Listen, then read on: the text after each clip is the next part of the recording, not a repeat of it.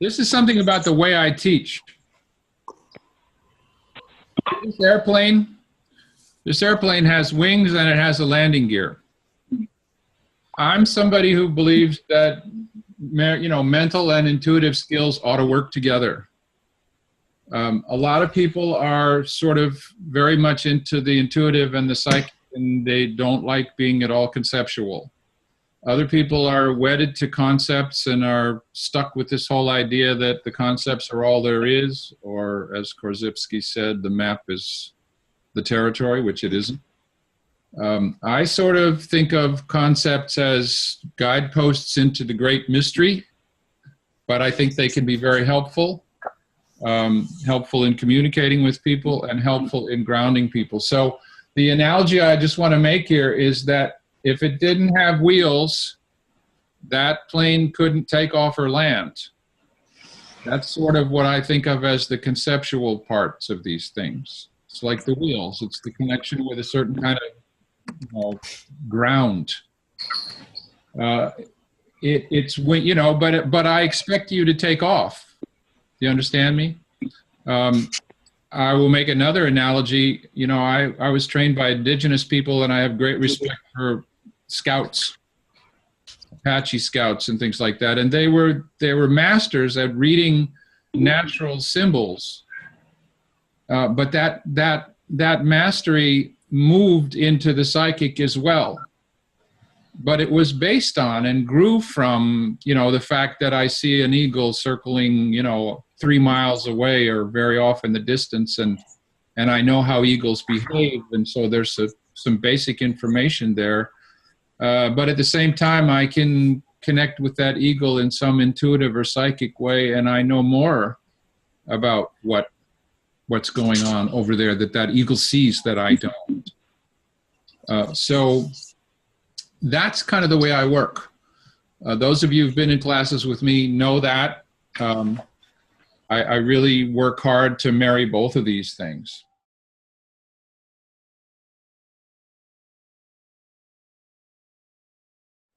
We'll look at a number of different ways of doing these remote constellations. There are some very basic concerns here when you start doing this. My approach is I do not want the technology to interfere. Like, we're having a lot of technological foo-fa go on right now because I'm not used to this and people don't know the interface and this is the first time and so on and so forth. I would never, never want to see a constellation, try to conduct a constellation like this. So I gravitate very quickly to whatever the client is comfortable with. If that's voice only, fine.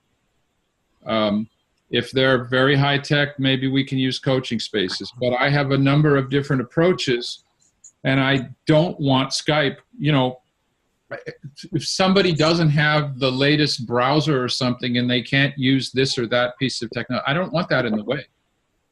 The field has to form. And for the field to form, people have to be comfortable and focused on what's going on in the constellation, and not, as we are right now, you know, struggling with this sort of brand new technology.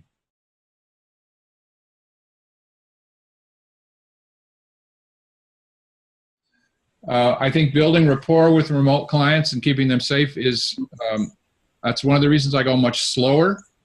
I don't do, typically, unless somebody really wants it, I don't do a constellation in one setting with somebody. I use that first hour to gather more information than I would in a workshop. I use it to build rapport. I use it to build a genogram that becomes a record. I'll show you what that looks like. I keep records on people. I keep records because I work with them over time.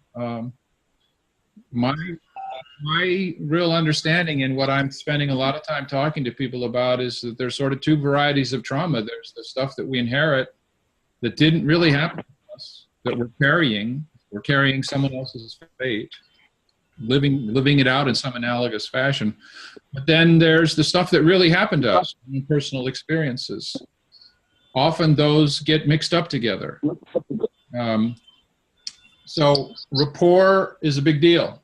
Keeping clients safe is a big deal. You're not there in the room with them. If you're voice only, you can't see them.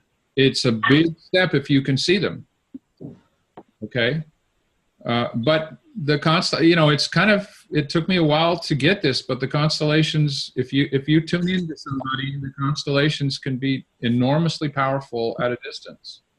The distance really doesn't matter if you do well. I think I've covered most of what I want to say here for this little thing. The only thing, though, beyond that is,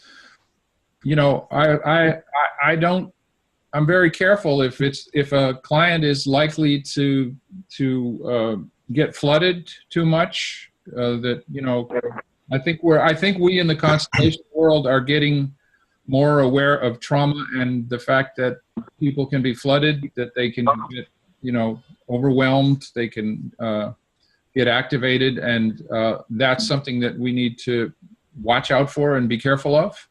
So there are times when I just won't do a remote constellation with somebody because I don't think it's safe. Or the other thing that I've done, which can work, is if they have some friend or relative who's very close to them who can understand what's going on and be physically in the room with them so that they have local physical support to help in case that gets too intense, then okay, maybe to do this.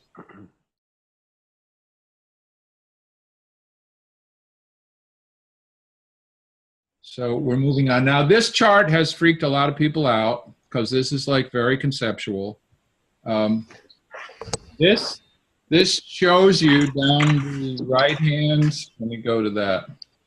Down this left-hand column, we've got sort of local group workshop constellations, which we all pretty much learned from and know. We've got local one-on-one constellations where the people are really in the room. Then we get remote and we have this issue of like, well, where's the setup? Where's the physical arrangement of representatives? Is there one? And people depart further. They're, what I call a remote physically anchored constellation has some kind of setup on one side or the other or both. Remote computer screen share, that's coaching spaces. I'll show you that in a minute. That's super powerful. It's really amazing if people have the comfort with the computers and the latest browsers and the stuff, and because they have to be able to look at the people having trouble logging into Zoom here right now and things like this.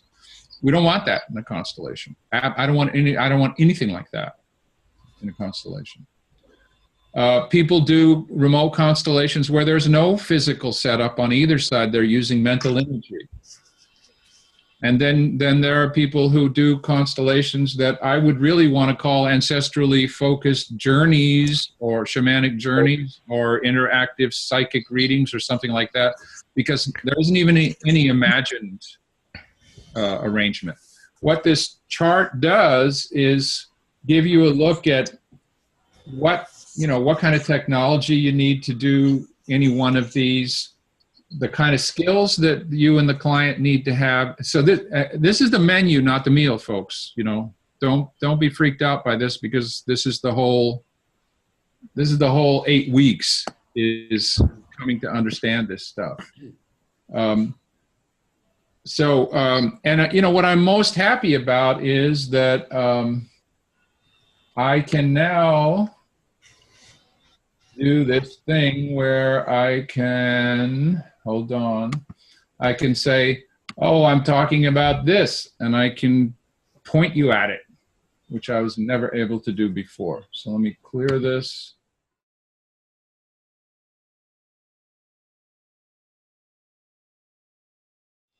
Okay. Here's a quick look at some of the tools that I'll be sharing with you. I do make, as I've said, I do make genograms, and I have a whole series of abbreviations and things that I'll use. You may already have your own or not. Mine work pretty well. When I first did constellations with Andrea and Mark Wolin, I was astonished at all the way that they could hold in their minds the whole family tree, and I absolutely could not do it. So I started, if somebody's got some background noise, if you can mute yourself, it's not too bad though. So I built this chart, which looks like that. It's a blank.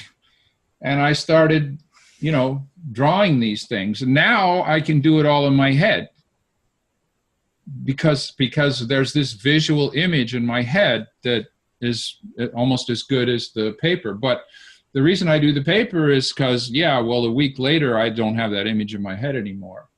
But there's a lot of abbreviations here that help you get the kind of information that you need in shorthand form. The red ink is showing you, what kind of information goes where, what certain sorts of things mean. And if I was braver, I'd try to draw circles for you, but I'm not going to do that right now. That seems to knock the Prezi out of the thing. All right, so anyway, that's part of it. I think that's the third or the fourth class. This is something that I originally got from Dan Booth Cohen and built on. When you're doing voice only or you're doing mental imagery, it seems like almost everybody, old people, young people, can visualize an analog clock face in their heads. And is this going to go in? Yeah. So I can do a voice constellation where I don't see anything. And all right, let's just say a mental image one. Let's say, okay, well, imagine you're standing in the middle of the clock. And let's bring Dad in. So where do you see Dad? Well, Dad is sort of around 9 o'clock. And I'll say, well, what direction is Dad looking? Oh, he's looking towards midnight, or he's looking away from me. I can build a whole constellation that way, take quick notes on it, or not take notes. It's really up to you. Again, I'm taking notes because I'm keeping records. And I send this is the client version. I send this to the client, and I am very, very careful. I say, now listen, it says it here. This is an easy way to do this. We may or may not use it. If it doesn't feel comfortable to you, we don't need it. Do you understand me? I'm extremely, there are ways to do this where the least, the sort of the most intuitive, most not conceptual person in the world, you can work with them. And so I'll send this out if it's going to be a voice-only constellation, but I'll say, we don't need it. If it's not there, it's fine. If it bothers you, if it makes sense, we'll use it. Almost everybody can do this, I've found, which can be very helpful if you cannot see what's going on, or if you're going to do the mental imagery. We move on. So this is this is the clock face diagram for me, and this has certain information like who this constellation was for, when it was telephone. DPC in my language stands for desired positive change, and the desired positive change, I need more clients. I have an outcome, a quick outcome, and basically this is my notes, and some of this is constructed right after the constellation, and I might have pictures to go along with this.